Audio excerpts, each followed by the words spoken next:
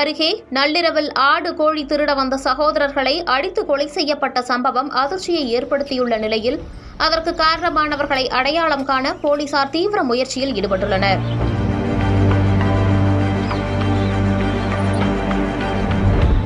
அழகமாநகரி கிராமத்தில் நள்ளிரவில் ஆடு கோழிகளை திருட வந்த எஸ் கோட்டை பகுதியைச் சேர்ந்த மணிகண்டன் மற்றும் சிவசங்கரன் ஆகியோரை விரட்டி பிடித்து கிராம மக்கள் தாக்கியதில் இருவரும் படுகாயமடைந்த நிலையில் சிவகங்கை மருத்துவக் கல்லூரி மருத்துவமனைக்கு கொண்டு செல்லும் வழியில் உயிரிழந்தனர். சம்பவம் குறித்து மதகுப்பட்டி போலீசார் விசாரணை மேற்கொண்டு வருகின்றனர். இதற்கிடையே அழகமாநேரி கிராமத்தை சேர்ந்த 10 பேரை காவல் நிலையம் அழைத்து வந்து போலீசார் விசாரணை மேற்கொண்டதில் முதற்கட்ட தகவலாக தாக்குதல் நடத்திய கிராமத்தினரும் தாக்குதலில் உயிரிழந்த 31 வயதான மணிகண்டன் மற்றும் 30 வயதான சிவசங்கரன் இருவரும் ஒரே சமூகத்தை சேர்ந்தவர்கள் என்பதும் தெரியவந்தது. மேலும் 2 பேரும் கூலி வேலை செய்து வந்தவர்கள் என போலீசார் விசாரணையில் தெரியவந்தது.